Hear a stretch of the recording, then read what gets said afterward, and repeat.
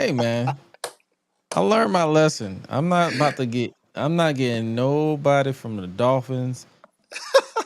And still fuck the Falcons, so I'm not really worried about that either. So I mean, hey, Drake London, he a good fantasy pick though, man. He they best receiver right now. He gonna be a good little option to pick up.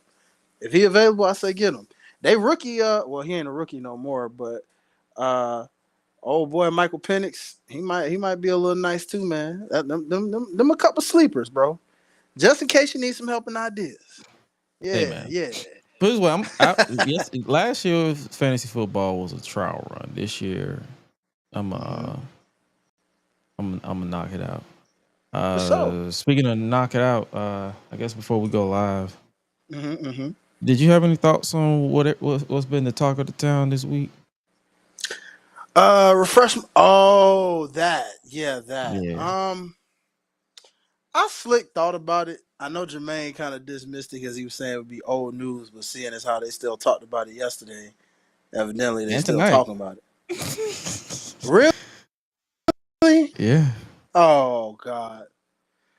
Um. Which isn't surprising because despite how we feel about, or me personally, I can't speak for anybody, but despite how I feel personally about Hulk Hogan, he was the biggest, or one of, if not the biggest, but one of the biggest wrestlers in the history of professional wrestling. So Yeah. to feel any way about like why people are still talking about it is kind of like you're asking to be delusional, if that makes hmm sense. It's like I'm not surprised. Like they did a tribute show on SmackDown, did one on Raw, and they did another one on NXT. Yeah, I figured they would. I told my homeboy when I first heard the news, I was like, you know, as I told him, I was just like, well, as far as the figure and what he did for the business, respect, salute. The man behind that, I got nothing for you, bro.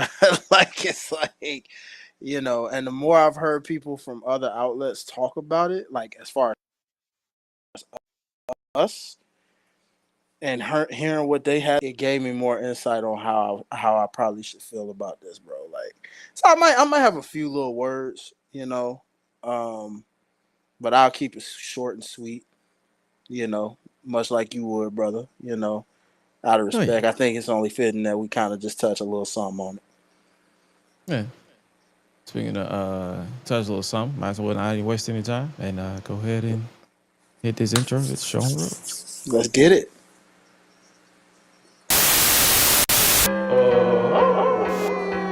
Feeling like GRESH UNLEASHED. One time for the sickos. I'm all elite with the game from the get-go. Ain't full of no stardust, I'm a real nightmare, bruh. You can meet me at the crossroads. Business is booming, I feel like the hearse in the kid, and they tell me don't hurt anybody. I'm way too fly like Kevin, I could do this all night. Step back, it's a private party, I'm more dirty than dumb with the way I live. No saint like Ricky with the vibes I give. Looking at my watch, it's about that time. When I hit them with the toodles, it's a lot like Tiff. Might as well call me Tony, they don't even know that I'm timeless. AJ Francis, all I really know is first class. $1 million man, two prices, you ain't even over. Shout out to my dogs like Bron, baby, I'm a limit breaker. You are just a death rider, can't rest in peace. I saved that for the Undertaker. Proceed with caution, but you ain't Naomi. Can't book the team, your name must be Tony. IWC say you got to go. Hi-Lite Jermaine and GRESH running, let's start the show. Cool kids step to the front. Cool kids, too sweet sign for the click. Gotta give the people what they want. Gotta get eradicate quick. Yeah, I'm like Seth with the outfits. Coming in hot, too live on your outlets. Running these streets like the prophets. Thank God for the new day, can't stop it. Jay Uso with the yeet. Eat, sleep, flex, and repeat. Whole new swag with the price on the tag like Javon on the young OG. Better recognize on the mouthpiece. See the power level gotta increase. Bringing content on the daily. Feeling like GRESH UNLEASHED. Greetings and salutations, ladies and gentlemen, boys and girls, non-binary pals, baby mamas, baby daddies, and everybody in between. Welcome back to the GRESH UNLEASHED podcast. This is episode 127 of the show that brings you the good vibes to the best of our abilities. Joining you as always is the voice that does the most, the purveyor of mischief, GRESH.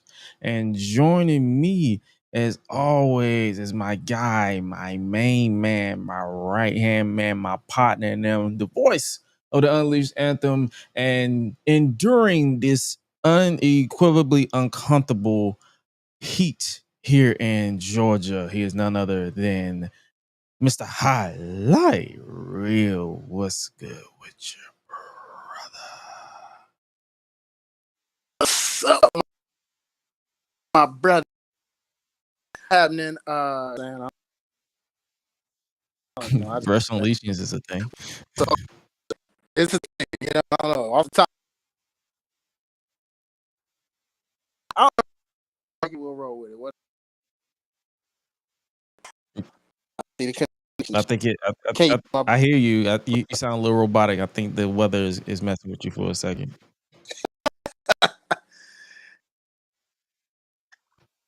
For a minute, brother. Case. Hold on. Let me see. But either way, I knew it was gonna try on me, boy. I knew when I saw that storm cloud. Hey man. Uh-oh. We good though. We here. We live. We back after a week off because I was out of town. So, I think I'm back, brother. Yeah, you're good. I think I'm back. You're good. Into this, y'all bear with me, man. We got storms going on through the A. As soon as I got home, yeah, we're going from 100 degrees. So. Yes, we got going from 100-degree weather to storms, and it's like great. And the funny thing is, my car still said the temperature was still 80-some degrees despite the storm clouds. So I'm like, nigga, what are we? We can't win for losing in this state. I swear. Listen, whoever asked for this weather, y'all can go to hell. I can, yeah. Because this is ridiculous. Like, it could just be my tolerance decreasing the older I get, but this heat is just not it for me. I'm sorry.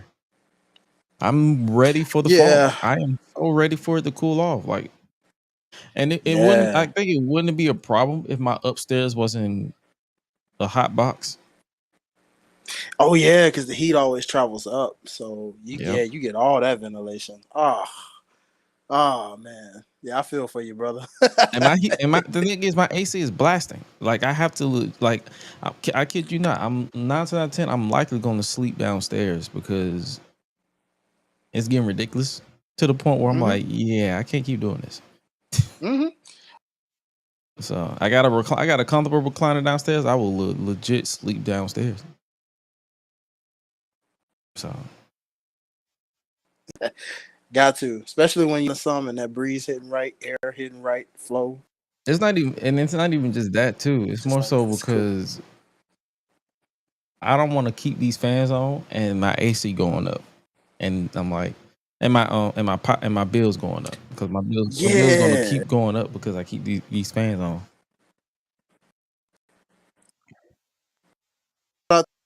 Chat talking about like, hey, not even hard. I'm hardly here.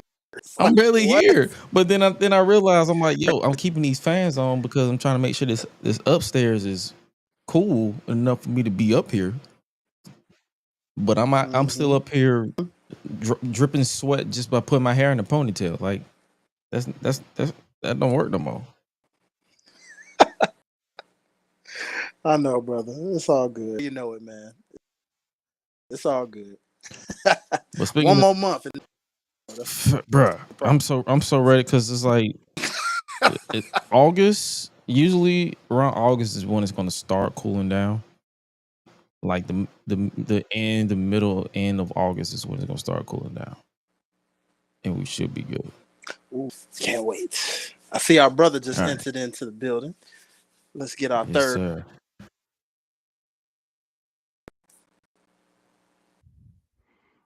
What up, brother? What's up, fella? Man. There's the third man. What's happening? Hey, as long as I don't come in as the third man, I wouldn't drop a leg drop if I came in. I'm coming off the top rope if I came in as the third man. I need to make a splash. The top rope, catch a vibe. Big pressure. Oh, you apply. Hey. Oh. I like. Shout out to Nana. Shout out to Nana for the dance.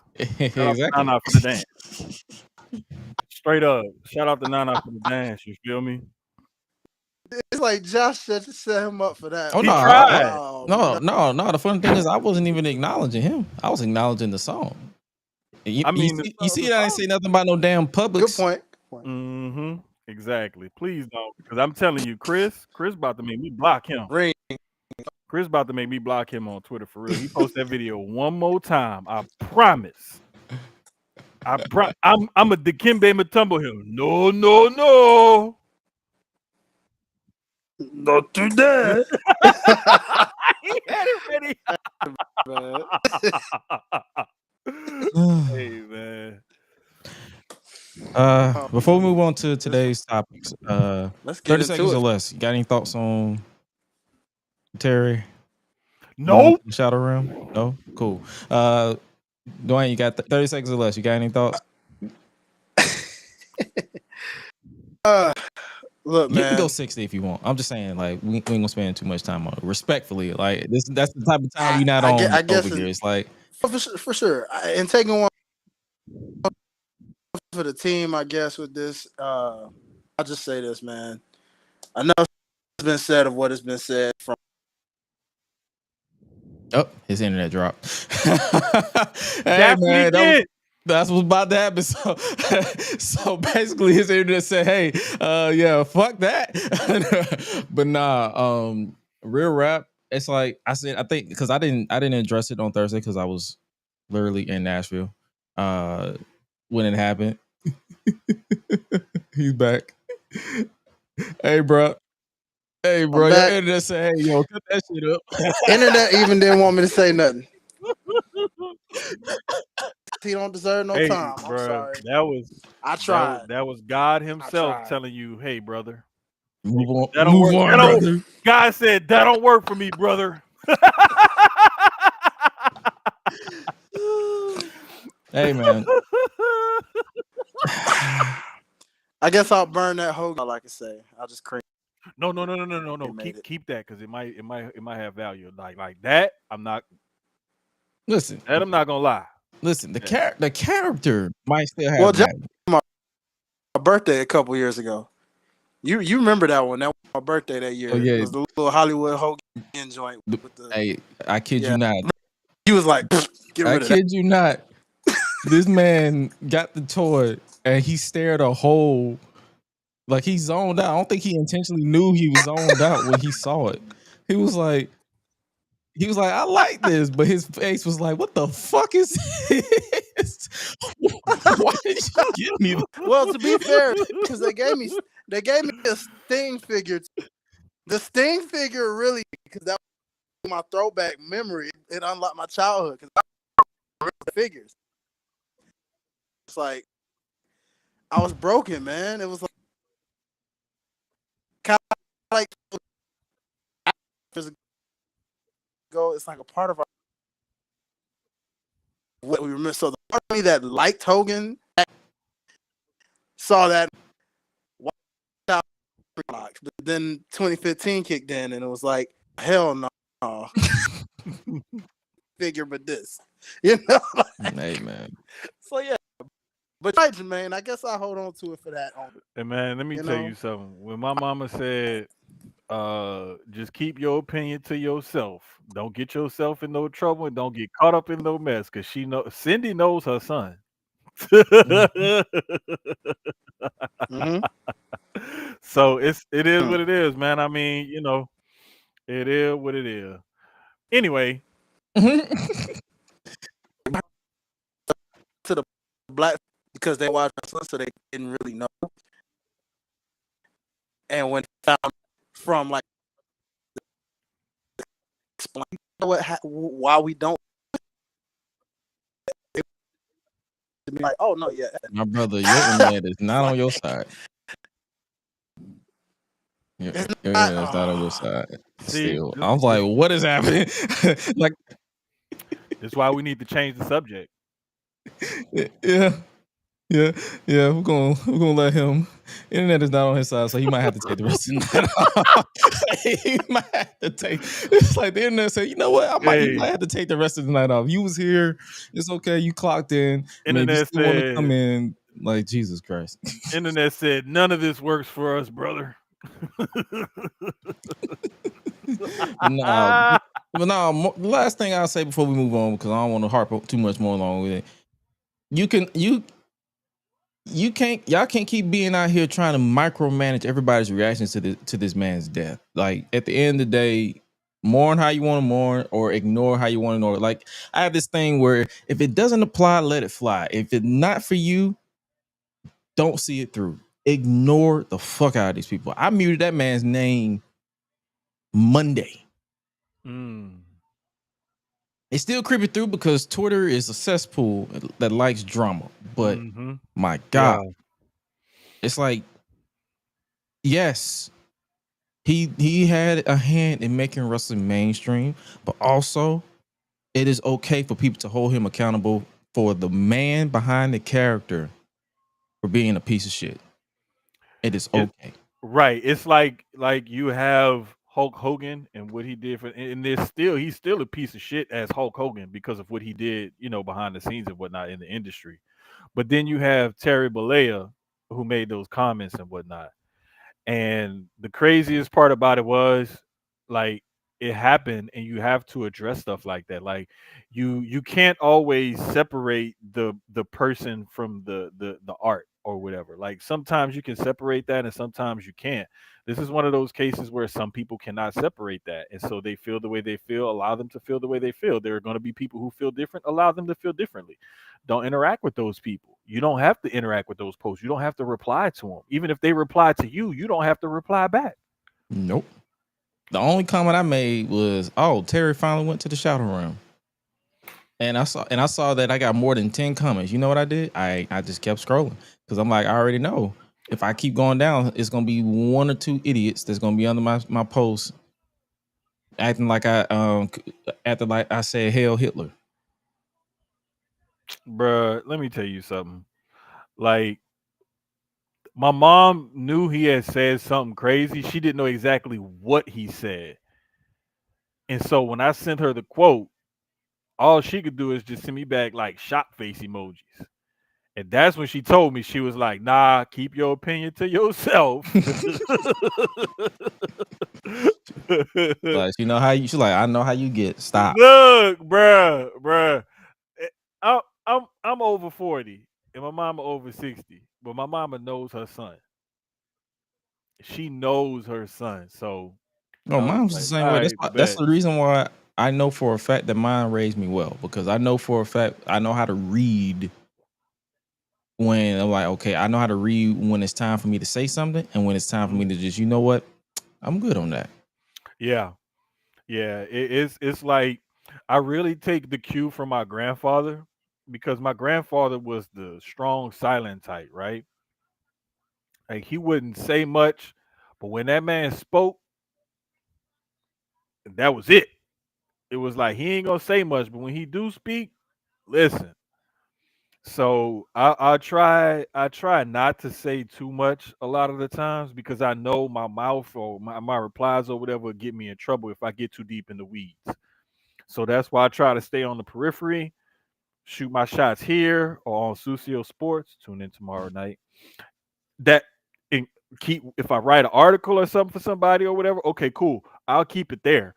And I'll keep it professional because I'm trying to maintain professionalism. But I try not to get too deep in the weeds anymore and get in, social media beefs and stuff like that because it's exhausting, it's draining, and it's not productive. Oh yeah. So that's our thoughts on that. And speaking of productive, this week, I feel like this week is officially the start of the road to football season. Officially. Oh, bruh. We are there because for those of you who don't know, who are new around here, we typically spend at least 10 minutes of the show in the beginning talking about what our like brief thoughts, like if we got something we want to get off our chest, not going into full detail. We dub it football roundup, where we just basically bend off like we got some frustration we want to get off, we let it off, and we got some rubbing in we got to do, we good. So, hey man, that's what we're here. So, you got any early predictions for football this year? Like who you feel like is going to be in going all the way this year? I can't even go that far No. right now. If I was to guess off the top of my head, Basically give a hot take of whatever you feel like was going to happen. my football hot take right now is watch out for the Ravens. Okay. Watch out for the Ravens. All right. Because I believe they added a couple of pieces here and there. And they're only like if Lamar Jackson can cut down on the turnovers and that defense can keep playing the way they've been playing, it's only a matter of time before they break through, especially while they got Derrick Henry still running the way he's running the ball. That's my football hot take for right now. I'll give y'all my wrestling hot take later. Oh yeah. So, what about you? What about you, D? I know Gresh is not gonna like this. Oh Laugh boy. at it probably. Watch out for them Atlanta Falcons, man. Mike is coming. Michael Pitt is on the way, brother. Seriously. They've been on the rise for a minute. All they needed was a quarterback. They got that one now. Hey, man. Saying Super Bowl or nothing, but just know. Hey. Hey, say what you will, man. I'm telling you now. Drake London. They got the best running back in the league, man. You know what I have to say to that highlight? You know what response or retort I have. I'm not even gonna say anything. I'm gonna just do this. Yep, I knew you. Hey, now Jermaine, I ain't no Falcons fan. You hey, look, bro.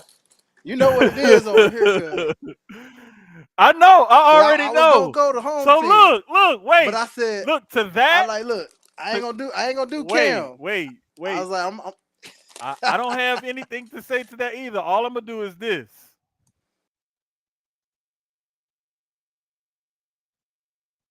Rest in peace to all my ops. Hey, bruh. If that Texas offensive line, if that offensive line can hold it together, that defense is nasty. Nasty. Shout out to Christian in the chat. He said my team is ass, but I'm gonna still support my Pats. Hey, bro, listen. Like, if God dang it, I can't think of that quarterback's name, bro. God dang it, see, that's what you get for saying something good about the Falcons. God don't like ugly. God don't like ugly. That's what you get. But nah, man, like real talk though, in college football though, yesterday when Deion had his announcement, I had the page pulled up for my sports book. And if he would have said anything that sounded like he was gonna be away from the team, I was betting the under 5.5 wins. When he announced that he's coaching this year, he beat cancer, I bet the over 5.5 wins. I was just waiting to see where the press conference was gonna go to see where I was gonna place that bet. Because as good of a coach as he is and as charismatic as Deion is, he doesn't have Travis, he doesn't have Shador. You know, he lost Jimmy Horn Jr. and a couple other guys on that offense, but with the talent that they're constantly bringing in, I believe that he and that coaching staff can make something magical happen with that team. All they got to do is win 6 games, and I cash out a little something on the side because I didn't make a big bet. I made a small bet on them. Trust me, I wasn't risking a lot. The only bet I would make right now on my team, the Dolphins, is 5 nickels and a lap dance. Because I'm not. At this point, I've given the Dolphins nearly 3 years of my life. Why stop now? Brother, that is nothing. I have given the Saints my entire existence. Yeah, that's different. Like, bruh, I legit, like, my aunt loves telling this story. Like, I was a little kid, could barely talk, but the only thing I knew was George Rogers. Anything the Saints did on TV, it was go Big George. Like that's how deep in the weeds I've been with the Saints. Like since I could barely talk. Let's see. Right now, the Miami Dolphins. Okay, would you say over or under 8.5 wins for your Dolphins this year? The optimism in my soul says over, but my gut says under. See, that's kind of where I'm at with the Saints. They're only at 5.5 right now on my sports book. And I want to say over because I think that they'll be able to squeeze out 6 wins. But it's like, I'm not like certain little factors like it kind of makes me think that they won't get to that 6 win plateau. So I want to say over, but I don't know, man. I'm gonna have to watch a little bit more training camp preseason and listen to a couple more podcasts before I say, I'm definitely taking that over. Oh yeah. So that's my hot take for my early predictions for football this season. Under 8 wins for the Dolphins. But I would love to be blown away. And me and Hi-Lite gonna link up and get into some fantasy footballs and see what we can do. Because I was a rookie last year, so basically this year, yeah, last year for fantasy football I was a rookie, so I was just like reading the field, like seeing what I do. And let you know how I was a rookie. My ass put majority of my team on my team. Dumb move, my nigga. Dumb move because everybody disappointed me. Fuck it. If we don't end up in the same fantasy football league team together, holla at your boy. Like I know enough about it and everything to where I could guide you through it, but like it's some trickeration to it, bro. It's definitely some trickeration to it. Trickeration. Whoop that trick. Whoop that trick. Whoop that trick.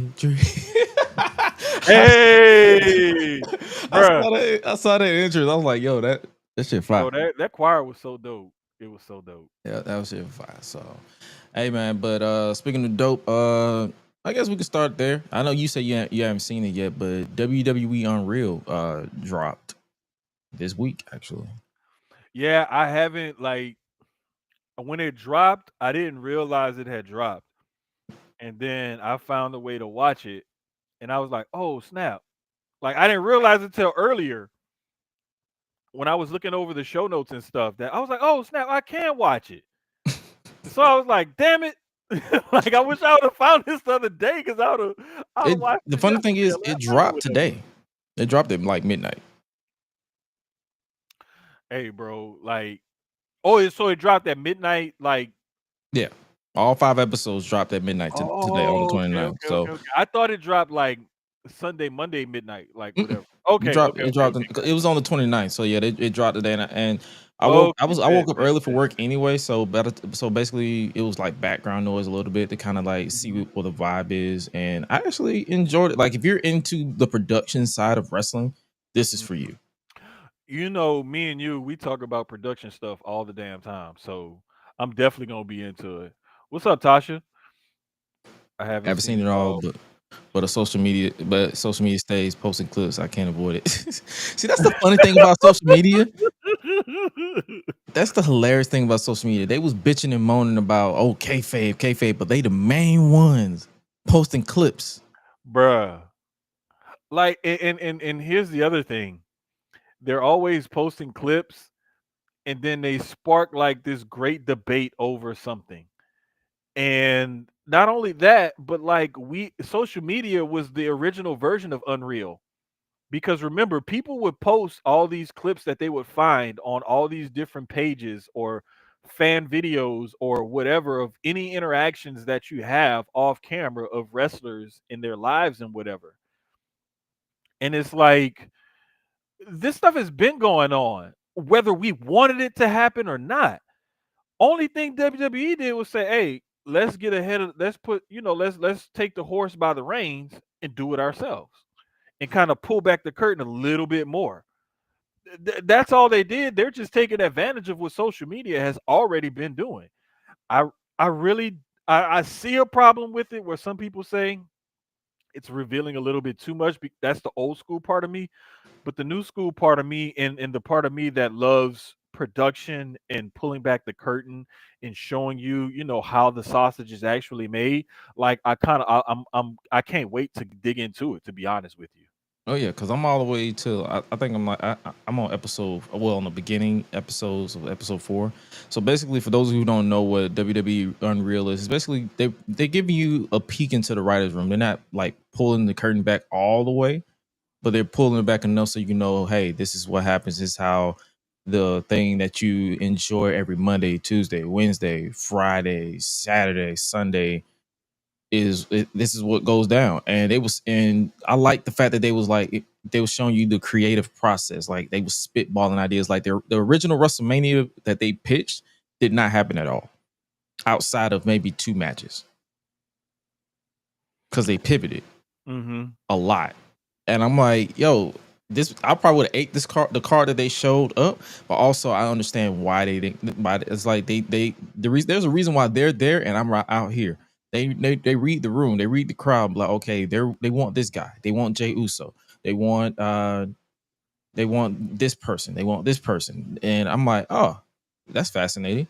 And they also dug into the heel turn of John Cena that shaped the foundation of current wrestling. Like, I know a lot of people like to say John Cena's heel turn matches Hogan's.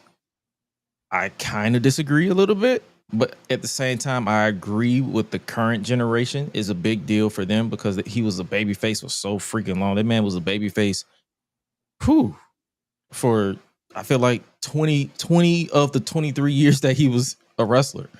So to see this current heel turn that's not really 100% well received, like digested, it's fascinating to see like what they got going on. And also, like, you'll see, when I'm not going to spoil too much for those who want to actually see it for themselves, they actually introduce the real names, and then they say, hey, this is like I will say this one. They interviewed John Cena. He's like, I'm known as John Cena. My ring name is John Cena. My government name is John Cena. So I'm like, yo, this dude is a walking dry humor meme. Like, he is hilarious. But hey, man, tap into Unreal. We can definitely talk about it next week to give us to have a more deep conversation about it if you want. So I'm down with that. Sorry, y'all, for the ring. Moms thinks that a text message is proper response is a phone call instead of a text back. That sound about right. That's the moms is all the way. Bruh, like I swear I used to send her the link to Susio Sports every Wednesday just because she would call or like text me, normally call or something while I'm on air, or text me or something. Then if I don't respond or whatever, it's like, Ma, I'm on the pod. I'm just trying to find out what etouffee mix you had bought for me because my son had used it on some pasta, and like I'm trying to make etouffee sometime in the next this coming week or whatever. All I'm trying to do is figure out what brand you had used. That's it. Like, just Was it shoot me a great text. value? Was it like? Fuck no, it wasn't no great value, man. What the I come know on, that, nigga. like I what? was being rhetorical. God damn it. Damn it, you brought the ire of my ancestors out. Like, if we gonna take a shortcut, we gonna take a good shortcut. We ain't gonna take No, I ain't bullshit. Like, I don't. No, great value does not come in this household. No, I'm just saying. That was just me throwing out. That was me spitballing. But yeah, now. man. I'm not gonna lie, great value, Walmart brand. It's basically like a shake and bake wing flavor. Hmm. They got different kinds of wing flavors. Now you may have to double it. The only one I don't double up is lemon pepper because it's strong as shit. But Yeah. other than that, I double it up. So for about 2-3 pounds of wings, I'll use 2 packets instead of one. Does the trick. Like, man, trust me, like the buffalo, Nashville hot, garlic parmesan, Caribbean jerk. Those are typically the ones we use. Now that lemon pepper, stick to the script with the lemon pepper because it's strong as shit. And there's my cooking tip for the week. Yes, sir. Speak, speaking of shit that's strong, I guess we can mention this independent wrestling company for the first time on the show, and that's the new champion and Bishop Khan. Hey, bro, like real talk, and I'm not just saying this just because they're black owned and black run, but like I've been to a live Ashe show when we went to Vegas for Mania. I've watched their last couple of shows online. Like I really want to make plans to go to an Ashe show live because independent wrestling, like you have to support the independents. And that's something that I'm learning on my wrestling journey as late as I'm into my wrestling journey, from being a small kid to, a grown ass man now. But like supporting the independents is really important because that's the ground roots of this wrestling thing that we say we all love. And if we all love wrestling the way we say we love wrestling, shout out to Trey D, rest in peace. But we need to support the independents and we really need to show them some love. And like I can't say enough about how blown away I am by how good Ashe's shows are, the quality of matches that they put on, and the wrestlers that they bring in. Like from top to bottom, like the commentary, the wrestlers, the referees, shit, even the damn security guard. Like he be getting involved sometimes, and the shit is just top notch all the way around. So I can't say without enough conviction, like if you love independent wrestling and you want to support independent wrestling, show some love to Ashe. Buy some merch, buy the stream, go to a show if you in the North Carolina or whatever area that they're running their shows in, man. Like real talk, like that's a brand that I could wholeheartedly get behind. And I was ready to plunk down 10, 15, 20, $30, whatever it would have cost me to watch the pay-per-view. But they end up having this one for free on YouTube again. And I sat there and watched the whole damn thing, and it held up my Saturday because I was like, I planned my Saturday around their show. Like, I don't do that very often unless it's, WWE and sometimes AEW. But for an Ashe show, nah, hey, what time you working? What time I gotta bring you to work? Okay, what time you get off? Okay, your homegirl go pick you. Oh, bet. Tell Alyssa I said thank you. I love her very much, and I'll babysit the baby anytime she want. Click. Back to the show. Like, bro, like for real. Like, matter of fact, I was pissed because I wanted it to go another 45 minutes to an hour. Like, hey, wait, why y'all ending it right now? Like, man, hey, y'all ain't got 2-3 more matches y'all can put on? Like, I was pissed it ended earlier than what I expected. Like, that's how much they got me invested into it. And that whole match with Khan over Suge D, like Suge D held that title for over 600 days. He took that title from Trisha Dora, who held that title, I believe, over 900, almost 1,000 days. Mm-hmm.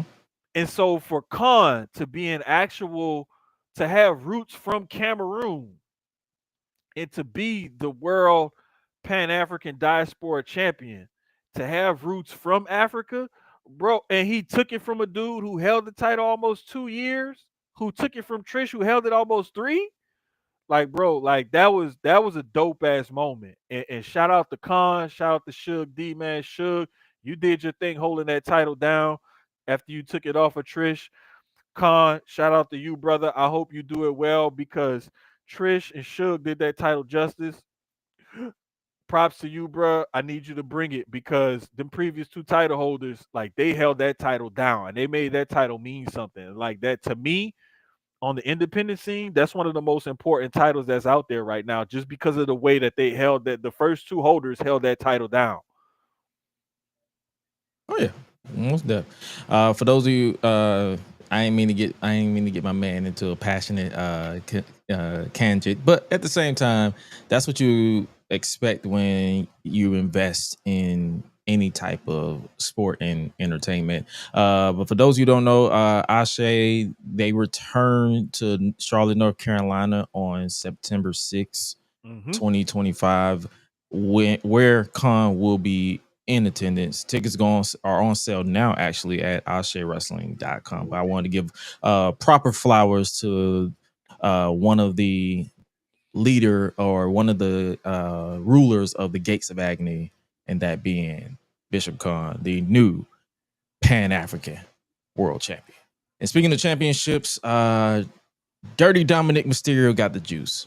I'm just gonna say that right here, right now. My brother went all the way to AAA and held the AAA Mega Championship after staking his claim for the title. The visual on screen is how I feel. This man got the juice. He finally understood the assignment. This man, I personally feel like it is that time to break this man away from the Judgment Day, especially if they're gonna do the same song and dance when it comes to him and women.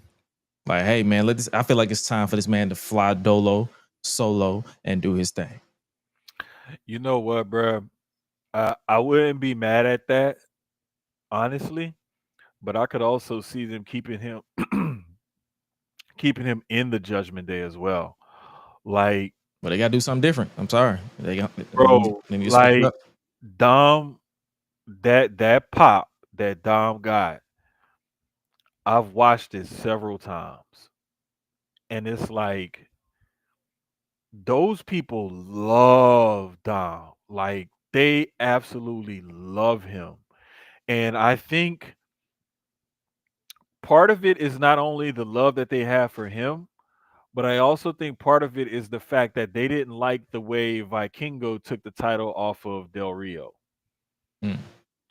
And the way that match went and the way that match ended and everything else, I just think that didn't really sit well with them. And the fact that they love Dom so much, like it's just it's inevitable. Dom needs to hold that triple I title. He needs to hold that title. Like, I'm sorry. I don't give a damn what people say about WWE going having all these partnerships and rating all the championships or whatnot. JC Jane and Trick Williams, with TNA being NXT stars, holding those titles aside. The people down in Mexico love Dom.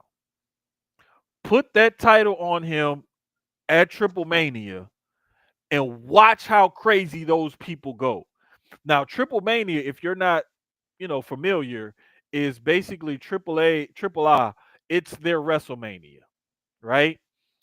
It's where we got the picture. Like, and just to give you a little bit of insight on Lucha Libre, like a mask versus mask match between Penta and Viano 4 main evented Triple Mania a few years ago. And that's where we got the coldest wrestling picture of all time. After that match, when Viano 4 had to unmask, and Penta is holding up that mask with his mask torn because Viano 4 tried to take it off early, and he's bloodied. Mm-hmm. And he's holding up that mask and kneeling down and showing, hey, I conquered Viano 4. Like, it's over with. Like, bruh, shout out to Keeks, man, because the homegirl Keeks really like gave me a little bit more insight on Lucha Libre and how wrestling works down there in Mexico, man. So I will always shout her out for that, because if it wasn't for her, like, I wouldn't have a lot of the insight that I have on Lucha Libre. But bro, Dom is so over. Like, I'm telling you, bro. Like that pop at WrestleMania when he won the title, and then that pop he got down there in Triple I, like, bro, that kid is shoot him to the fucking moon. Like, I don't know. I can't say nothing else. He's over as fuck. That's all I can say. I'm sorry. Oh yeah. I agree on that. And speaking of shooting to the moon, we're gonna definitely talk about it more when we get to the preview and predictions. And that is Bronze and Black left Roman and Jay laying. So much so that Bronson Reed stole Roman's shoes and kissed him. Bro. I'm gonna put it to you like this: them damn Bronze, It's one thing to spear niggas and tsunami niggas and beat them up and everything else. But when you take a man's shoes, especially his J's, like god damn it, that to me, all the beating up, all the scheming, all the jumping, all of that, whatever, running him to the pole, hit him with chairs, tsunami him 1,000 times, spear him, all of that, cool. But when you take a man J's off his feet, god damn it, that took it to the next level for me. I'm sorry. Like, I would rather you tsunami me 5 or 6 times off that top rope because my ribs will recover. But you took my shoes off my feet on national TV, and not just shoes, you took my J's off my feet. Bro, do you know how look? And then look, bro, thank you for posting that picture. Because not only are you celebrating beat my ass, but you celebrating beat my ass and you holding my shoes in your hand? Bro, I'm sorry. We would have real backstage heat if you did that to me. Like for real, like we would fight. Like if I gotta walk back to the curtain without my goddamn shoes on, bro, I'm beating your ass when we get backstage. I'm sorry. They're gonna have to call the police to separate that. That's a real offense. Like you went too damn far. You took that man J's off his feet on national TV, bro. He got 6 kids watching. I know the baby just was born, but I mean, goddamn, like I think he debunked that. I think he's still 5. Well, he got a lot of them. The nigga got at least a starting lineup. Yeah, he do. I'm just, bro, you don't take a man J's off his feet on national TV, bro. That's disrespectful. Yeah, man. Because at that point, the OTC and Yeet Man got to go get the Glock. Bro, listen. They need to go straight Arn Anderson. Also, shout out to the Braun Breaker not looking as tan as he usually is. You know what? You're right. He don't look. He don't look. He no look black. He no Dominican poppy. He look white. Because I promise you, he straight up look Puerto Rican, Dominican, something like. And listen, and my tan is natural because I work outside now. So if I look a few shades darker, that's because I legit work outside. This is not bronzer, pun intended. This is natural sun. But that dude, that brother, like, hey, bro, stay out the tanning bed, stay out the bronzing, like, do your relax, thing. Relax, just chill out. But nah, man, you feel like this is this it? Because I know a lot. Oh, that was me. I pressed the wrong button. I know a lot of people, including myself, was like, "Oh, the bronze and black stood tall on the go home Raw before SummerSlam. That means OTC and Yeet Man are about to win." And then I slept on it. I'm like, I feel like they shouldn't win. I feel like bronze and black should win this because I feel like they need to establish Braun Breaker and Bronson Reed, and what better way to establish that than by having Braun pin Roman? Okay, if we have Braun pin Roman, then we got to shoot Braun to the moon. Yeah, because there's no time. They barely reference Seth, and that might change Saturday. They might have did that by design. He may be good to go Saturday. He might do a cash in. We don't know, but at the same time, even if Seth is good to go, they can easily skyrocket Braun and be like, "I did what you couldn't do in recent memory, and I beat OTC." I think that whole Seth is good to go, whatever. Like, people need to dead that shit because. I know. I'm just saying, like, me personally, I feel like he's not good to go. But I'm just saying, if he pops up. I'm not, I know you don't. I know you have your feelings, but I'm saying if he pops up, because where the shit is happening in wrestling, it's wrestling at the end of the day. I've accepted if he doesn't show up. I'm not finna fantasy book him showing up, but I'm just saying, even if he doesn't show up right away, if he shows up down the line, Braun still needs to win. and they have to skyrocket him. This is a pivot. This man took over in all of Raw. This man was talking his shit all day. He was like, "Yo, this is my ring now. This is my cameraman. These people in these fat asses in this ring. These are my dogs. They bark for me." And I'm like, bro, he basically just ripped off Roman's 2022 promo against Brock Lesnar. They not letting that man cut that promo if they do not plan on skyrocketing him to the top. He needs to win against Roman. No, that was the one against Logan Paul going in the Crown Jewel. Nah, remember 2022 when he This was is my show. This is my cameraman. Can't yeah, no he said man that against Brock for the unification match. 2022. If you pull it up, right, I'm trying to tell you, you won't be able to change my mind because I'm telling you this right now. He said a similar one. Yes, he said a similar one to Logan Paul, but he also said for WrestleMania when it was him and Brock, he said you don't. This ain't even your fault, Brock. This right here, this is my cameraman. I know which one you're talking about. This is my ring. These people, they come to this arena to acknowledge me. That's what I'm saying. I'm like, yeah, that he did, but I just sent it to the group chat. I just remember the one because the one that I connected with cut the same most. promo twice is what I'm saying. Yeah. The one I connected with the most was the one against you talking about the Crown Jewel. Ain't no man alive who can touch my button. Yes, that one. That's the one I like. I like the one he did against Brock, but that one he did against Logan, for whatever reason, like I connected with that one more. Oh yeah, and I'm not dismissing that, but I'm telling you exactly what he ripped it from. No, the other one he did on SmackDown. Yeah, that's what I'm talking about. Braun ripped. That's what I just said.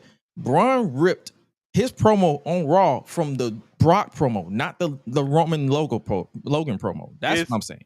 Okay, got you. That's what he ripped it from. Because when he said, "Hey," he said, "This is my cameraman. This is my ring now." That's what I'm like. Yeah, that's basically what he ripped it from. But the bottom line is, he basically took a dig at Roman.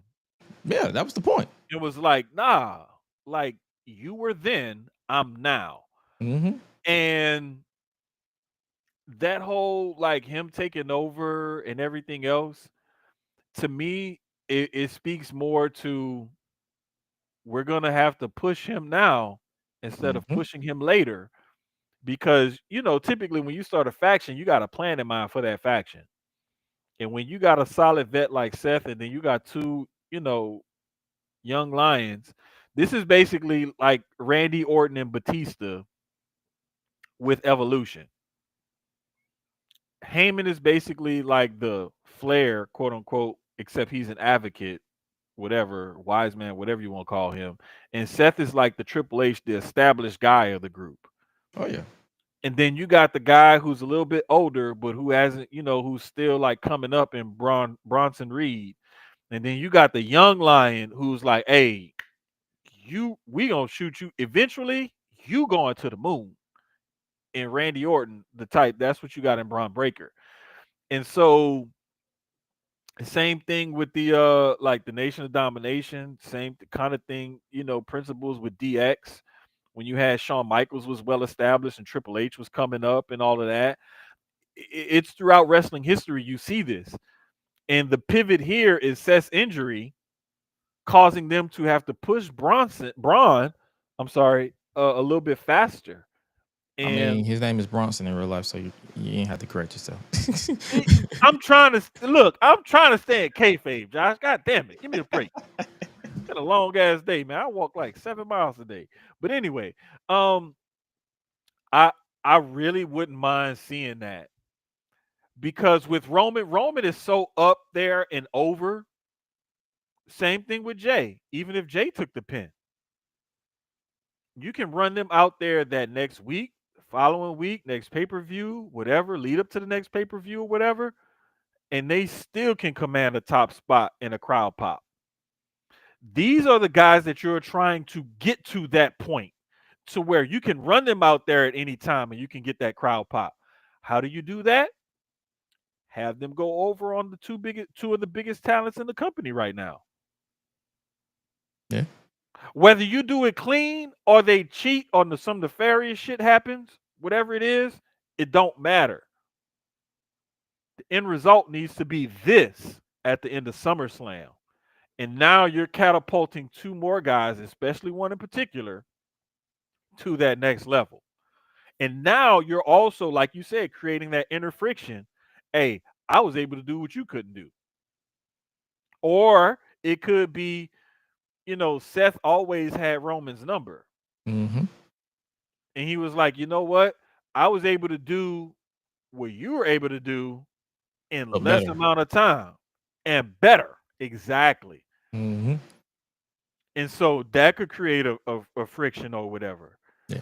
And I just, bro, either way this match goes or this match ends, I think it's going to be good for these two guys, even if they don't go over. I think that if Roman and Jay should happen to pull out a win, it's going to be through some kind of way Big Jim helps them or something happens or something like that. But the bottom line is these two guys should go over and they should win by hook or by crook or clean. It don't matter. These two guys should win. I don't give a fuck who they pin. Somebody needs to be looking up at the lights and putting these two guys over to advance all of this forward. That's what I'm saying. He basically just gave you the long-winded version of what it took me because bro, I had to think through it. I was like, I know Gresh is That's why right. you here. That's why you But here. I'm trying to figure out why Gresh is white. Right. Yeah, you. That's why you here. You give the people the long-winded version of what I be saying because I'm too blunt. That's the point. But also the point. Hey. We also have to save you for Thursday because I can't have you giving all your shit out on Tuesday and then you be on Thursday and be like, yes, I agree. No, like you gotta. I gotta make sure I shoot my bullets on Tuesdays, so you got some bullets you can save for Thursdays. Oh yeah. And speaking of bullets, how'd you feel about that promo between Punk and Gunther? Because I saw some mixed reviews. I saw some mixed reviews as always, but I saw more positive than negative. I'm sold on the match regardless. Because this was one of the matches that was supposed to happen at WrestleMania before they pivoted to Jey Uso. Right. I really liked it. And I like the fact that Punk got his shit off, but Gunther also got his shit off. And I love when you have a match like this where you think there's two schools of thought. Well, Gunther should win because Punk's old and Gunther's this, hardcore, wrestler. And Gunther is basically like the old school Punk where he can claim to be the best in the world and his in-ring work backs it up. Punk used to claim to be the best in the world where mainly it was he could wrestle. He was a little awkward, but his promos were like the thing that set him apart from everybody else. And it's like you have these two ships passing in the night where Punk is still heavily promo based, whereas Gunther is solidly ring based. But Gunther's promos are starting to come up to his in-ring ability. And whether people want to say it or not, whether people want to believe it or not, or give him his props or not, Gunther's promos have come up to be is coming up to his in-ring ability. And like people who love real graps, like Gunther could have been a wrestler in the 40s, 50s, 60s, 70s, 80s if he wanted to. He would have worked because of his in-ring ability. But his promo skills are legit coming up to the point where it's like 80s, 90s, 2000s, 2010s, and now, like when promos meant something and promos still do mean something, he's gotten way better. Punk, unfortunately, his promos have stayed up there, but his in-ring ability has decreased as his age and athleticism has decreased.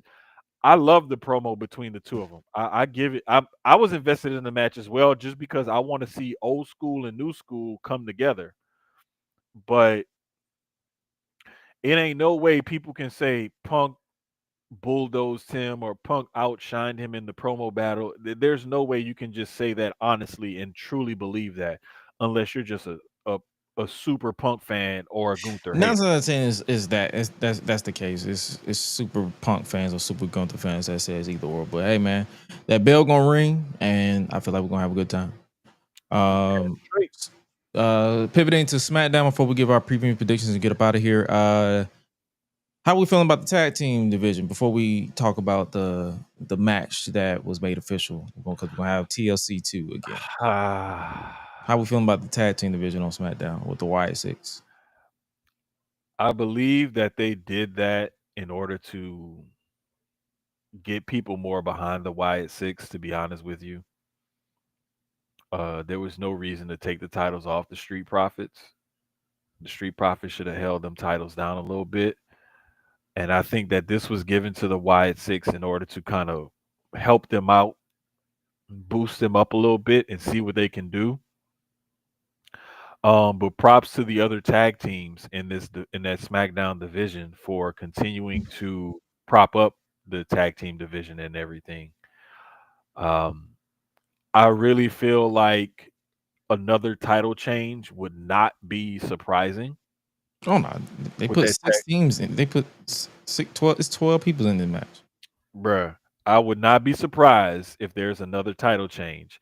And to me, um, as somebody who grew up and watched through the Attitude Era and saw titles get hot potatoed a lot, it wouldn't necessarily be a bad thing to do so with this tag team division, because this tag team division on SmackDown is some of the best tag team action we've seen in quite some time.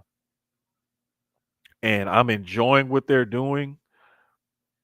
That title change and putting the title on the Wyatt Six was a little awkward, kind of clunky. I'm not surprised, but making it a multi-team TLC match leans into the unpredictability, and I think that that match is going to cook. I honestly think that that match, and this ain't even my hot take for the week. I think that that match has the ability to come away as match of the weekend. Oh no, like you got bodies hitting the floor, literally crashing and burning. That's always gonna steal the show, in my opinion, especially with them basically reincarnating the TLC vibes with because they literally dubbed this TLC 2 Next Generation. So hey Bro, man, I'm cool with this. after the one they had on SmackDown right after Mania, Mm-hmm. and they're running it back again with some of the same teams participating, those guys are gonna be like, "Hey, bro, listen, we got to do what we did on SmackDown and take it up a couple of notches, because now we're on the actual pay-per-view. Mm-hmm. This match about to cook, bro. I don't even care who wins. I hope the title changes hands. I just think this match about to cook. Okay. And speaking of matches, we got the celebrity endorsement match. Orton, Jelly Roll, Drew, Logan Paul. If Drew makes it, because I know he's having visa issues. Bro, here, okay, with can't y'all just like, hey, bro, somebody go to his house here, grab his shit, next day that shit over there, and can't he just come back over here? Like, I don't see how this is a fucking problem. But we The current dealing with state of this country. listen, we dealing with the US government, so everything is a fucking problem right now. Yep. However, if this match goes off with Drew involved, prayers up to Drew. I hope he gets his visa issue solved. Um, it has a chance to be an okay celebrity involved match.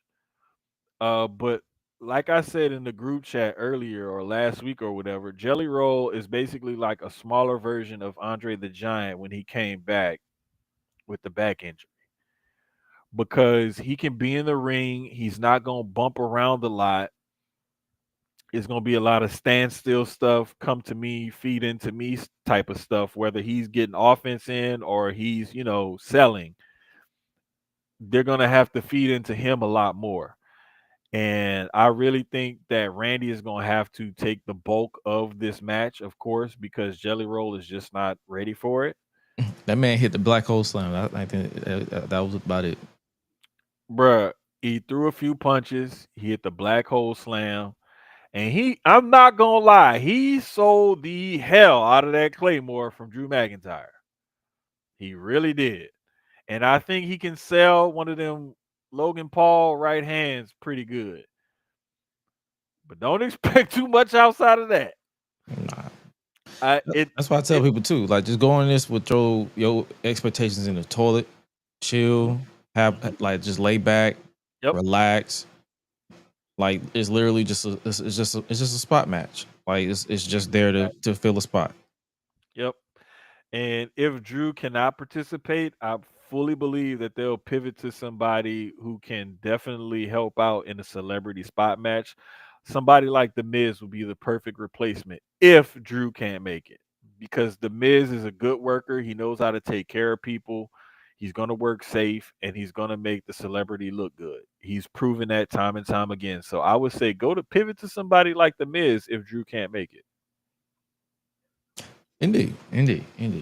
So with that being said, yeah, I guess we can go ahead and switch courses to SummerSlam. I have no idea why that graphic is still there. So let me go ahead and remove that. But yeah, SummerSlam. How we feeling? What's your excitement level for? Because we got Saturday and Sunday for SummerSlam. The very first 2-night SummerSlam. I'm excited simply because it's a 2-night SummerSlam, and there's gonna be at least a couple of matches each night that I'm really looking forward to. Um, just like any type of pay-per-view, there's always something I'm gonna look forward to because it's wrestling and it's pay-per-view wrestling. So I'm looking forward to it regardless. The fact that it's a 2-night pay-per-view, I'm interested to see how the crowd, feels and draws out and how the crowd reacts to it. Um, but I'm actually kind of excited for it, and I've kind of I may have a work thing to do Saturday afternoon, evening, or whatever, but I'm planning on making sure like my phone is fully charged after I get off of work. Even if because we're supposed to do a team thing after work on Saturday, or maybe after this event, this charity event we do on Sunday. I don't know.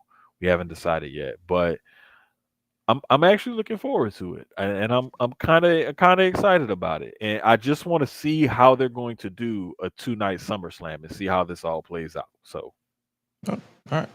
So we might as well get to it. Saturday and Sunday matches were announced this past week, so we know exactly it's going to be 11 matches thus far across both nights, 11 to 12, whichever one comes first. We might as well start with Saturday, and might as well start with the one match we was just discussing, and that is Randy Orton and Jelly Roll versus Logan Paul and Drew McIntyre. Randy Orton and Jelly Roll going over.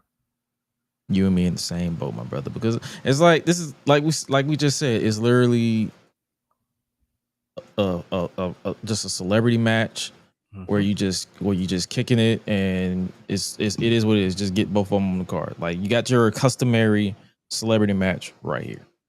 That's literally it. Basically, that's what it is. I mean, the celebrity got to win in his first match. He got to go over, and there's no better two better heels to go over than Logan Paul and Drew McIntyre. And 9 times out of 10, Logan Paul gonna eat the pin. Yeah, this is true. Next match we got is Sami Zayn versus Karrion Kross. The third match.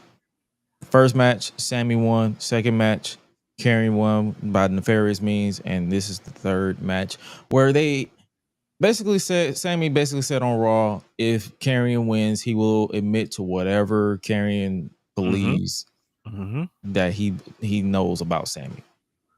So I think I'm gonna go with my heart, and I want Cross to win simply because I want to see this storyline progress a little more, and I want to see Sammy like turn aside or turn something or like have that internal fight with himself.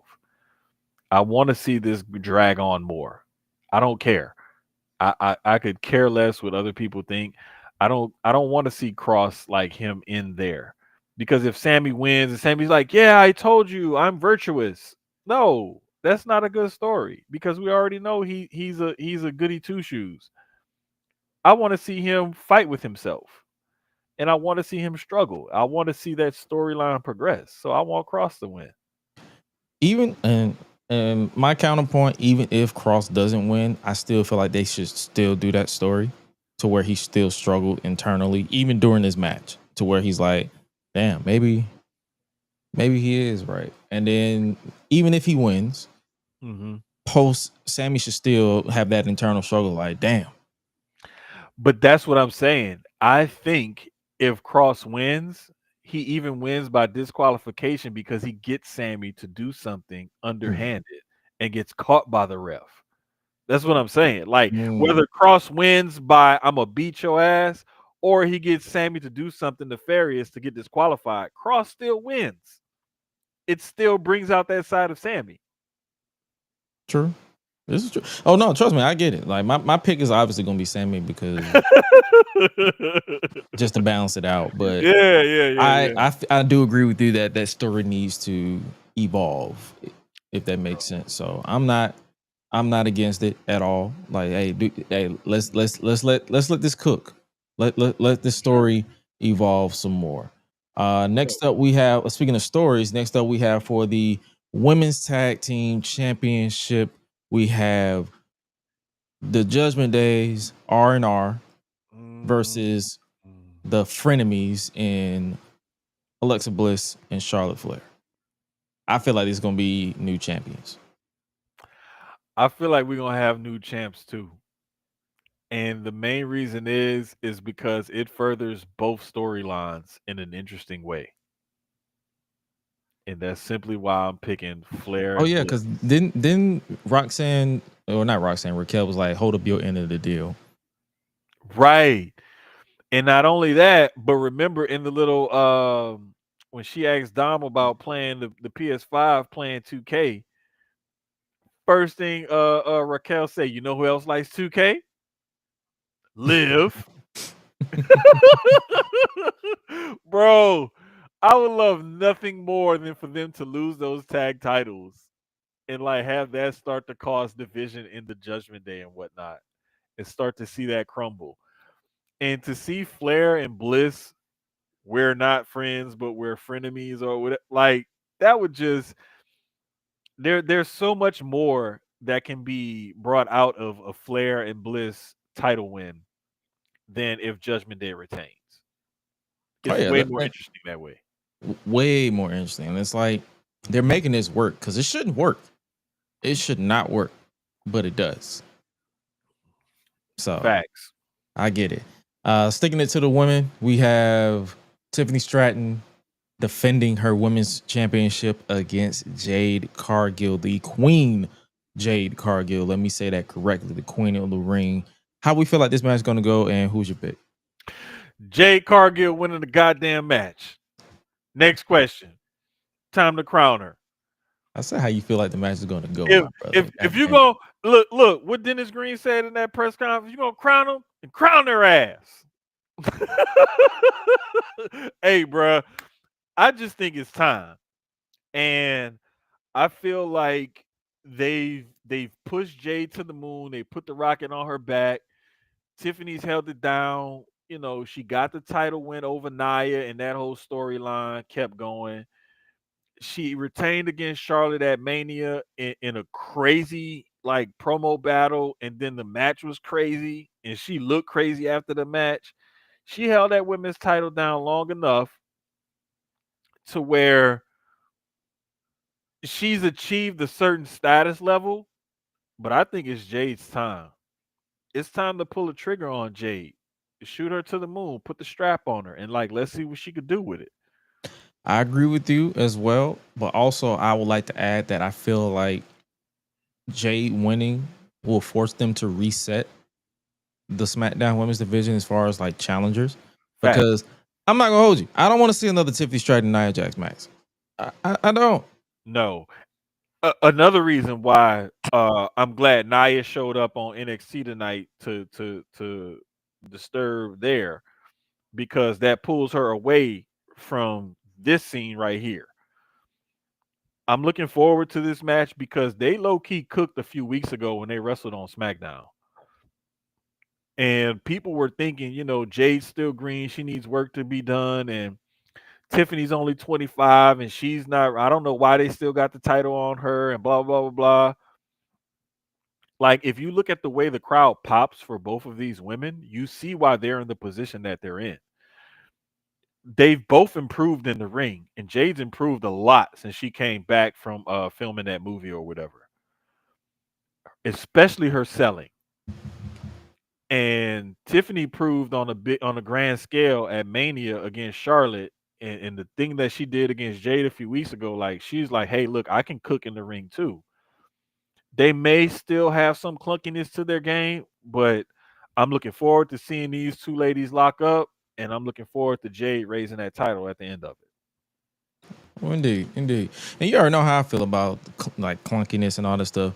I feel like if wrestling is too polished, it looks more fake than when it's sloppy. Thank you, brother. So if I see a little clunking, I'm like, I don't take it to heart because I'm like, it's supposed to look like y'all want it to look real so bad. Why would it look polished? What's the point? Nevertheless, the next match we have is for bragging rights. It is a tag team match that we was just talking about. Roman Reigns in main event, Jey Uso versus Bronze and Black, Braun Breaker, and Bronson Reed with the Oracle, Paul Heyman, by their side. I'm still going with Bronze and Black winning this one. I feel like they need that win. I really do, and I want to pick Jey and Roman, but it's like they're so over, bruh. They could take a L and still, like I said earlier, they could still take a L and pop out the next week, the next day, the next pay-per-view or whatever, and still be over as fuck. If the Bronze and Black take a L, that lowers their believability. Seth already ain't there, and there's only so much Paul can do to talk them back up. Mm-hmm. I ain't even talk about that promo on Raw. He was just talking a whole bunch of pointless penguin babble. Bruh, let me tell you something. Them two dudes need this win like bad. And I think WWE needs to go ahead, pull the trigger, put them up there and elevate those two guys, especially while Seth is out. Because like you said earlier, that just furthers that storyline and creates a little bit of a drag and a rift between them. And they need it more than Jey and Roman do. Yeah. So you going with Bronze and Black too? Oh, hell yeah, I'm going with Bronze and Black. The Bronze. The Bron. All right, and the last match for Saturday is for the World Heavyweight Championship. Gunther versus CM Punk. This one is going to be hard to predict. I'm not even... My gut says Gunther, but the fandom in me says Punk. Oh man, bro. God dang it, man. Okay.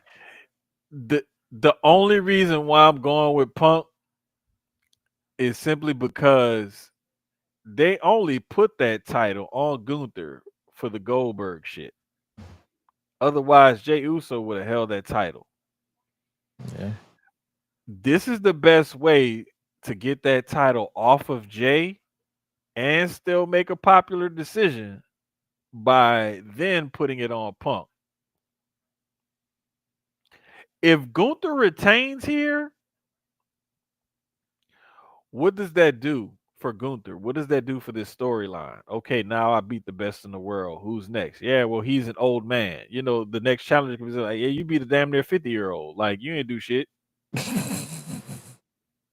Like, what's next? You just beat a damn near 60-year-old, and now you beat a damn near 50-year-old. Congratulations. Those are your two title defenses since you won the title. Like, whoop the fucking do.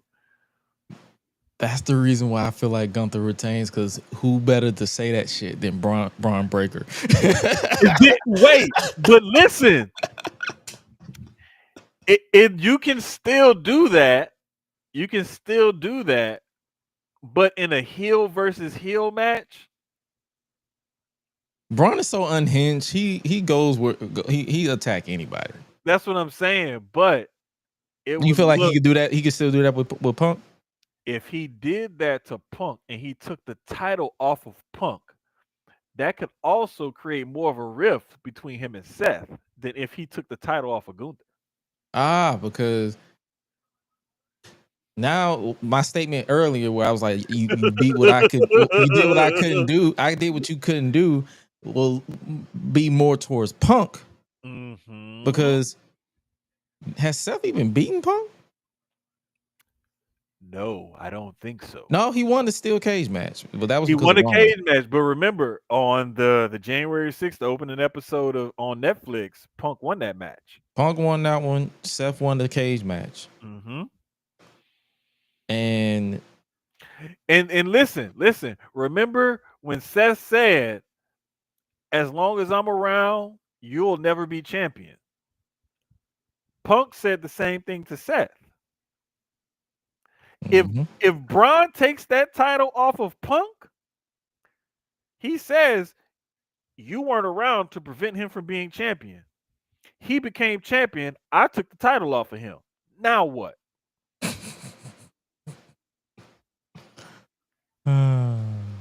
I can't wait to see all of that. I'm picking Punk. Oh yeah, Just because I want to see that.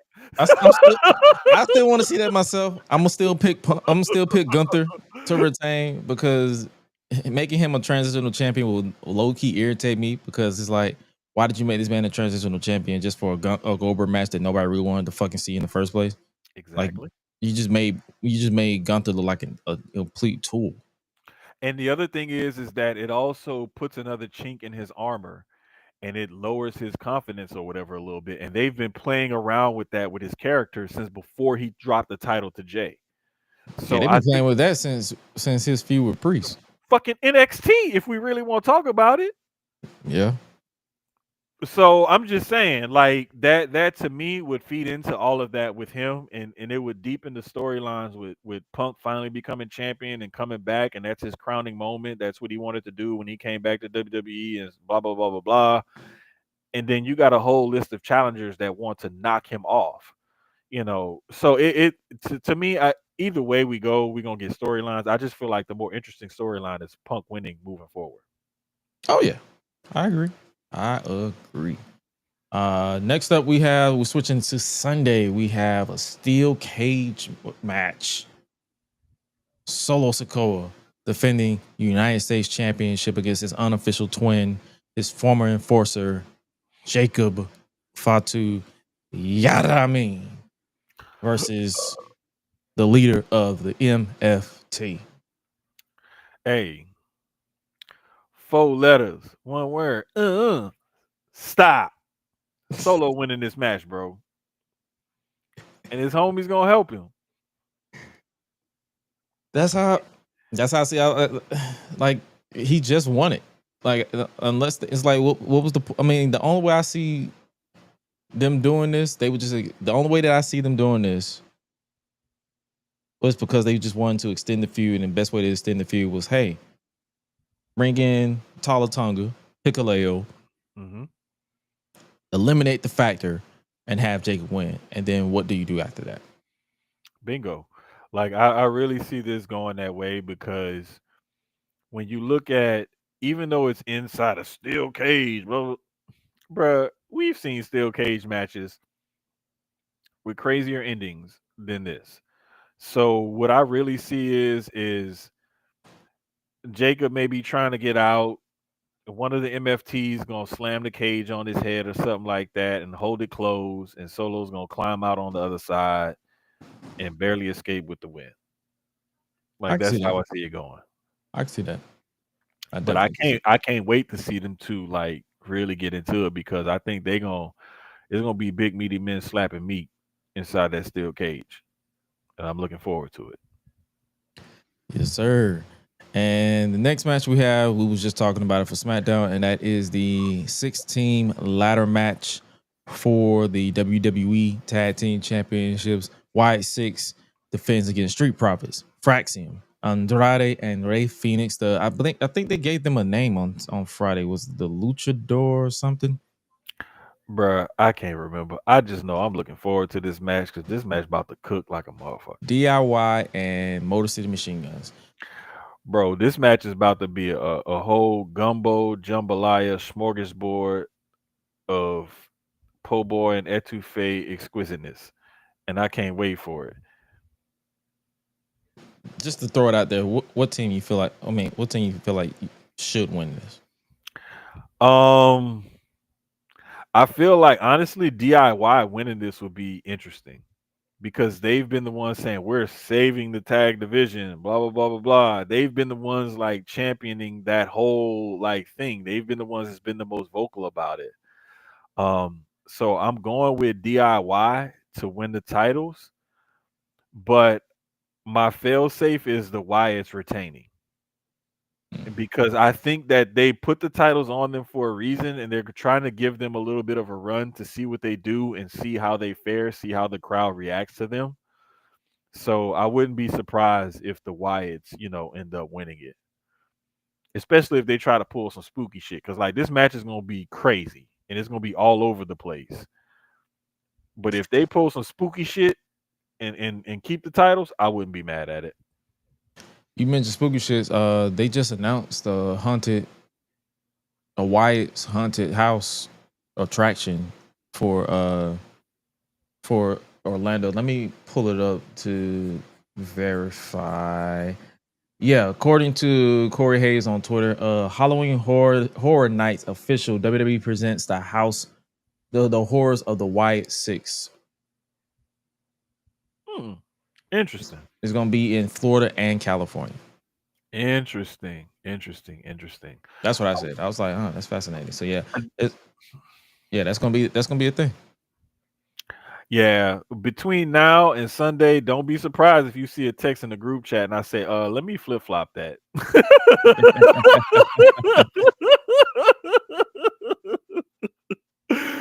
But yeah, I'm gonna go with DIY and my fail safe is gonna be the Wyatt 6. My pick gonna be Wise and my fail safe gonna be Motor City Machine Guns just for that pop. Yeah.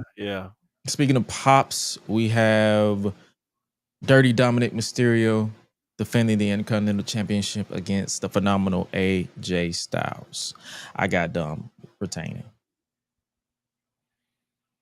You know what? I was tempted to pick AJ. I really was.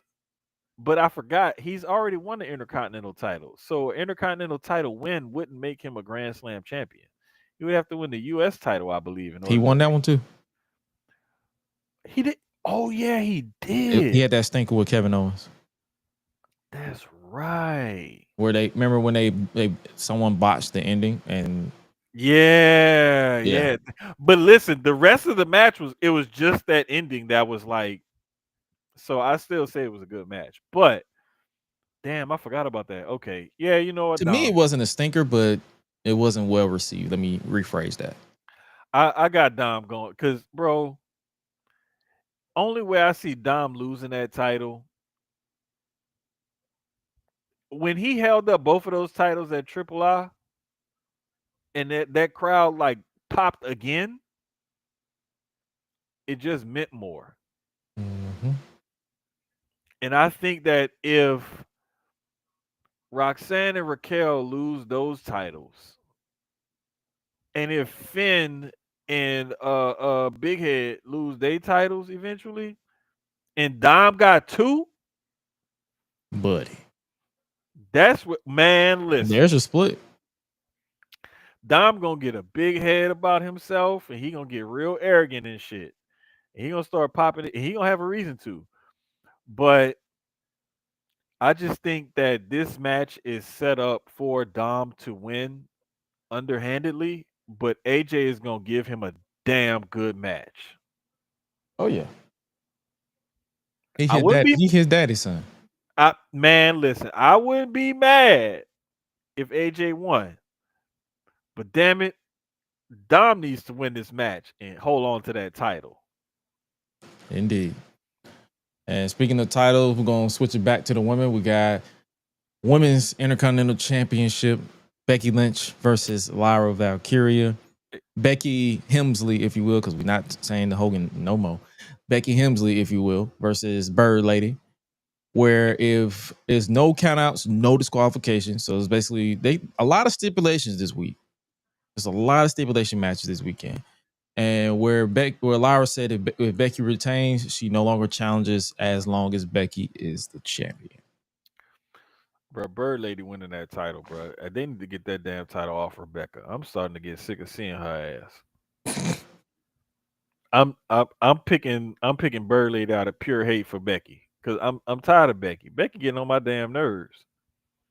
And it ain't got nothing to do with her age. It's just she rehashing the same old character shit. And she pulled that shit in big league to me, Bailey, out of her WrestleMania spot. And I don't like it. Cause I like Bailey. You mentioned Bailey. And this is definitely some shit Triple H would do. I feel like Becky retains because of Bailey. You know what? I wouldn't even be surprised. And the thing is, I wouldn't be surprised if she retained because of Bailey, and then Bailey took the title off of her. And Bailey's first challenger was Lyra Valkyria. And you know me, I love some chaos. But still, as much as I love chaos, I can't stand Becky. I'm still picking Bird Lady. Nah, I get it. Becky's just getting on my nerves, bro. Like, I used to like Becky, but then when she came back and she did that whole shit at Mania, then the very next night I was like, what the fuck was this? Why was this even a thing? You could have came back the night after Mania and had just as big of an impact. But like, I don't know, bro. Like, something about Becky been getting on my damn nerves lately. I want Bird Lady to win. Keeping it to the titles and to the women, we have the triple threat match where they switch the black woman out for the other one, where Naomi defends her women's world championship against Io Sky and Rhea Ripley. I got Naomi retaining because I would never bet against Naomi. Me too. One of the best characters in wrestling, period. Man or woman. Who do you think she pins? I think she pins Io. And I think something between Rhea and Io is going to cause Naomi to win that match, because if I remember correctly, Io told Rhea, "You never beat me, you never will." Like just this past week. So I think something between the two of them is going to cause Naomi to retain her title. And I think if they decide to finally do something and pull the trigger, it'll be Stephanie Valkyria who takes it off of her. In Paris? In Paris, yes. Yes, sir.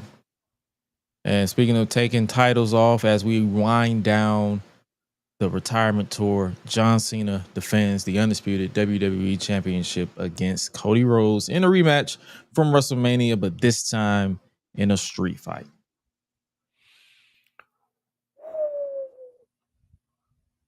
Brother, I really, really, really, I can't. I don't want to say this to sound apoplectic. I don't care who wins this match because I think it goes great either way.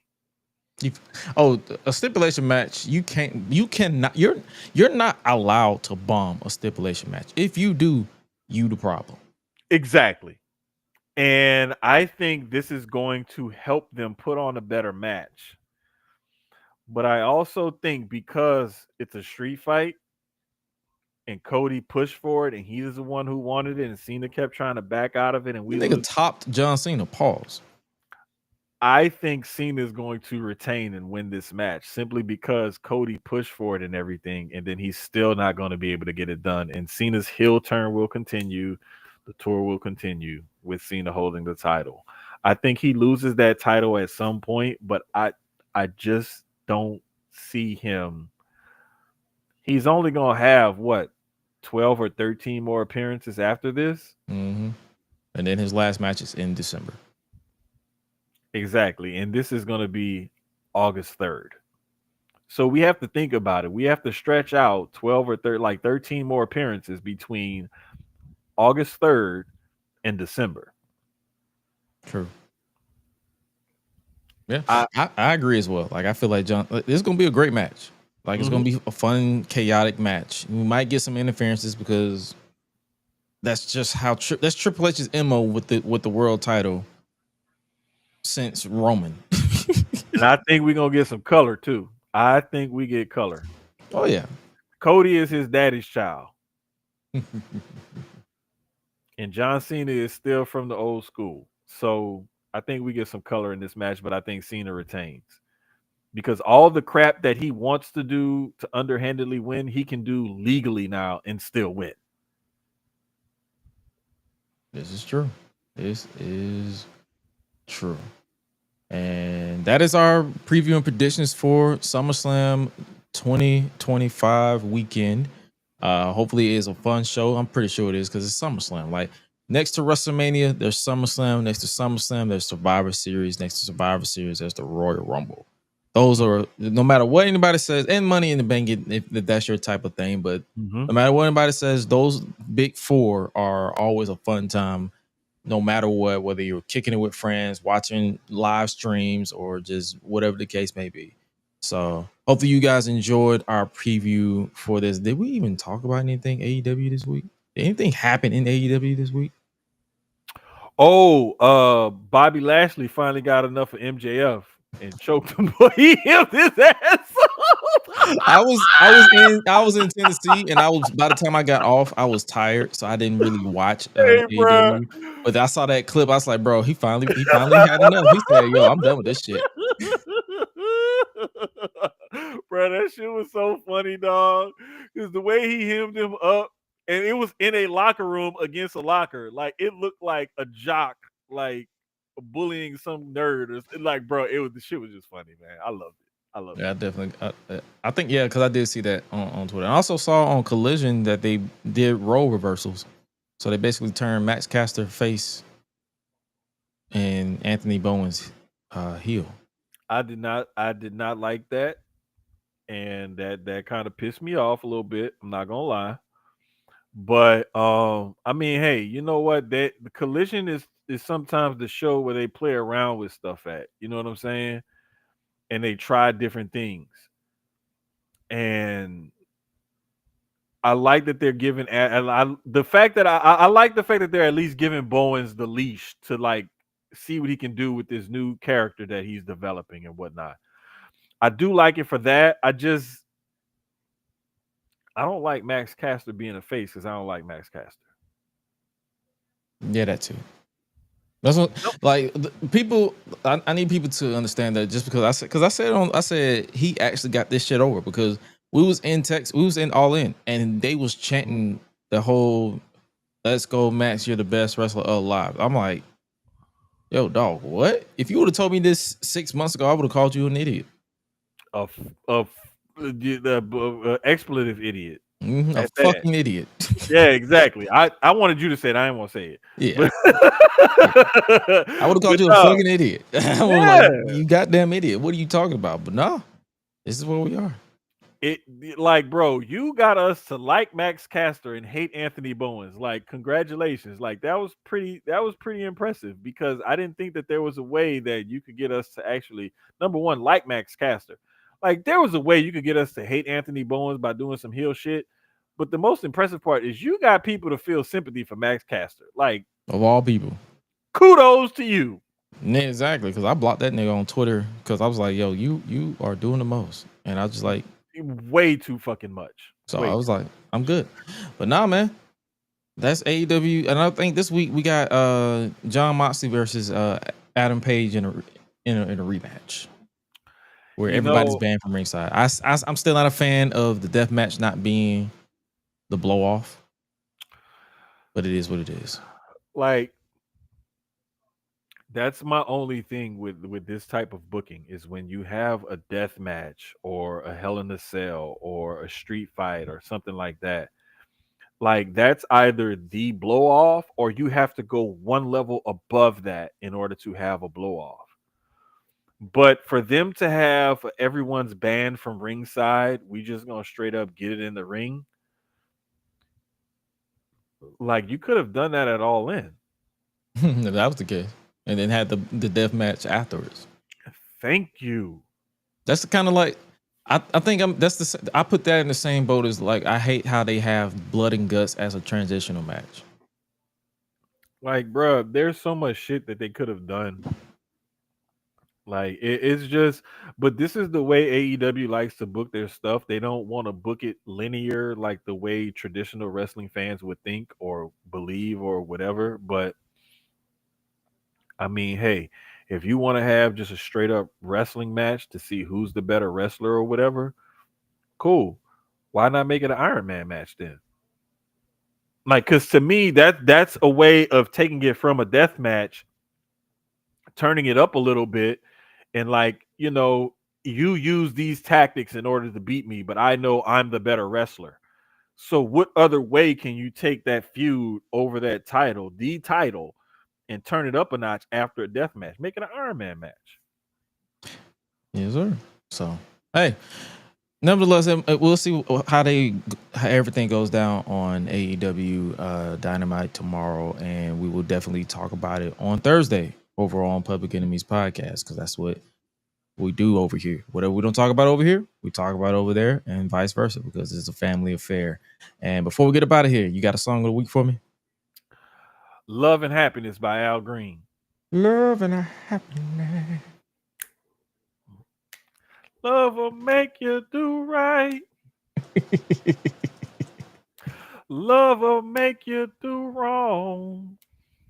Wow. Boom, boom, boom, boom, boom, boom. Love and happiness. Man, don't get me started, bro, because I'll start my bad singing ass to getting down.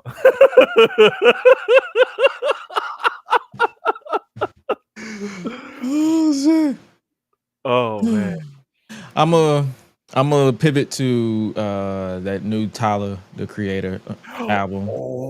And I'm gonna go ahead and put Mama and Them. Bruh, I gotta dig into that one. I think shit. I listened to the whole thing in the gym and I'm like, bro, this shit is fire. Yeah. It's some I got a charity event that I'm supposed to go to for work on Sunday. But like I know I got some shit to do in the kitchen and stuff because I want to do some food prepping and everything. I think whenever I do my kitchen shit this weekend, I'm gonna probably really tap it. That way I could sit down and like be focused. Cause you know me, my ADD and it. Oh yeah. I ain't gonna be able to focus, bro. I need something where I can sit down and focus on it and listen to it and give it a real solid listen. Ray said in the chat said it's gonna be catch and release acoustic version for me. Bet. Hey man. That's dope. Like song of the week is basically a nice way for us to close the show, to send out good vibes. And also, if you haven't already, I believe I have the QR code right there. If you want to tap into all the songs of the week that we chose for Spotify. Oh, you sent it to the group chat already. Sent it to the group chat. But yeah, I basically will keep that updated so you guys can basically listen to all the songs of the week that we got. It's all over the place. I think we got one gospel song in there, and that was from Hi-Lite, and that was a Brighter Day by Kirk Franklin.